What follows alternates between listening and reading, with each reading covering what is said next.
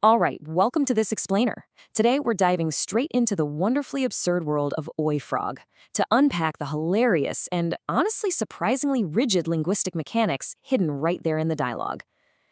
On the surface, this might just seem like your standard, simple story. But when you really start picking apart the text, it's actually a complete masterclass in structural comedy and stealthy vocabulary building. So we're going to explore exactly how this text establishes a universe governed by just one single law, and how it uses that law to take us on this wild, totally absurd journey of rhymes. Right off the bat, we're hit with the main conflict. We meet a very rebellious frog who immediately and quite firmly rejects his assigned seat. And you've got to admit, his reasoning is incredibly practical. He points out that logs are knobbly, they're super uncomfortable, and he cites the very real, very physical threat of getting splinters. It's such a fantastic hook because it relies on a visceral pain we all instantly understand. I mean, nobody wants a splinter. It makes the frog's logic totally undeniable. It's a completely reasonable argument grounded in basic physical comfort. And this early pushback is just brilliant because it perfectly sets up the massive, immovable wall of logic he's about to crash right into. So, Section 1. The rule of rhyme, splinters, and rebellion. This simple complaint about a knobbly log isn't just some throwaway line. It's actually the catalyst that introduces us to the core mechanic governing the entire universe of this story. The frog's totally reasonable desire to dodge splinters forces our other main character, the cat, to explain exactly how their world operates. And here's the deal. The cat lays down a completely dogmatic law of language.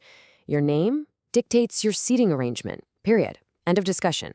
It completely ignores what actually makes sense, what's safe, or what's even mildly comfortable. You're a frog, so guess what? You sit on a log. The cat acts as the ultimate enforcer of this unbending rule, ensuring that animals absolutely must sit on objects that perfectly rhyme with their names.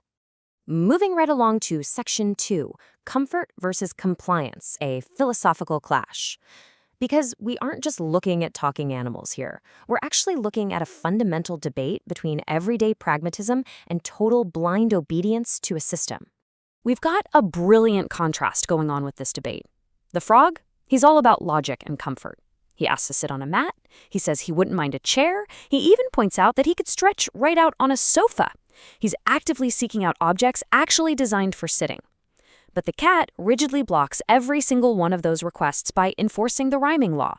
Only cats sit on mats, hares sit on chairs, mules sit on stools, and gophers sit on sofas. The frog's logic is just continuously shot down by the cat's rhythmic, inevitable rules. So the big takeaway here is that physical comfort is literally secondary to linguistic compliance. When the frog later points out that some of these seating arrangements really don't sound very comfortable at all, the cat delivers this absolute gem of a line. It's not about being comfortable, it's about doing the right thing. In the universe of this text, doing the right thing has absolutely nothing to do with morality or kindness or empathy. It exclusively means obeying the phonetic rhyme scheme of your species. All right, Section 3, Expanding the vocabulary through stealthy learning. This is where things get really clever. The text uses this ridiculous promise to sneakily teach increasingly complex words. Because once that rule is firmly established, things shift. The frog, realizing he's not going to win the argument about his own seat, suddenly becomes intensely curious about how this rule applies to everybody else. Let's see how this builds up. We start simple enough with cats and mats, right? But things escalate real quick into these hilariously painful pairings that just highlight how incredibly strict this rule is. The frog asks about lions, and the cat replies that lions sit on irons. Ouch, says the frog, actually acknowledging the physical pain of this rule. Then we learn that parrots sit on carrots. We're rapidly moving away from standard everyday furniture and tumbling into a much wider and way weirder world of objects. And as the frog gets more and more curious, the pace just takes off. The cat starts rattling off these incredibly specific, utterly bizarre word pairs. We learn that gorillas sit on pillars. We find out newts sit on flutes. And then it gets delightfully weird with giant pumas perched on tiny citrus satsumas and lizards sitting on wizards. I mean, think about the huge leap in vocabulary and meaning happening here.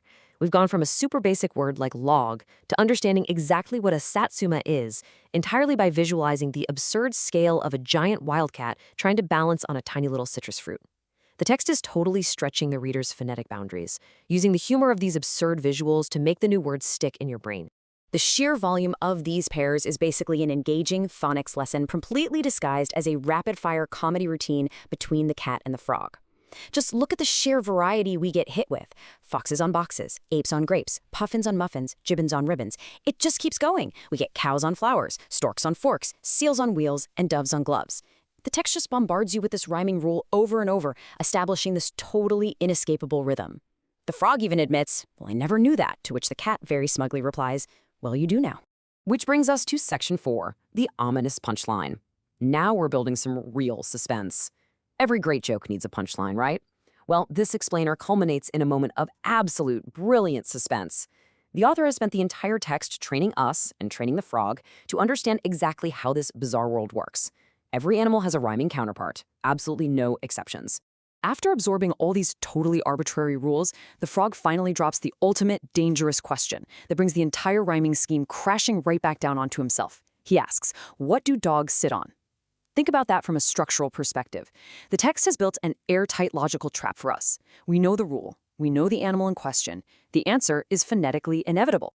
And boom, the story leaves us hanging right there on this cliffhanger, with the cat's incredibly ominous reply, "Ah, I was hoping you weren't going to ask that." The genius part? The text never actually says the word frogs. It relies entirely on us, the audience, to deduce that final inevitable rhyme. The cat knows what rhymes with dog, we know what rhymes with dog, and the poor splinter-fearing frog is about to find out exactly what rhymes with dog. Which leaves us with a pretty fascinating question to chew on. Does comedic suspense make implied consequences the ultimate tool for teaching phonics? By deliberately leaving that punchline unspoken, the text forces the learner to actively apply the rule themselves. You literally can't just passively consume the end of the story. Your brain automatically completes the rhyme for you. Dogs sit on frogs. It's an absolute masterstroke of design that leaves us with a memorable, hilarious, and highly effective lesson in language acquisition. Thanks so much for joining me for this explainer. And hey, I hope the next time you look at a rhyme scheme, you appreciate the unbending, slightly ruthless rules hiding just beneath the surface.